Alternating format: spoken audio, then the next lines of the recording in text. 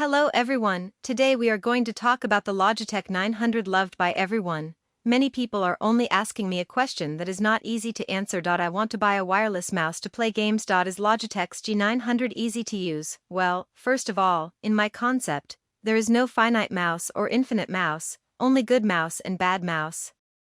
Infinity just makes the evaluation of wire easy to the performance evaluation of infinity receiver. I don't want an infinite ball to cover up a product, all the shortcomings. Don't want to have S-side comments, which will make the peripheral manufacturers more unscrupulous not to deduct the details of the products.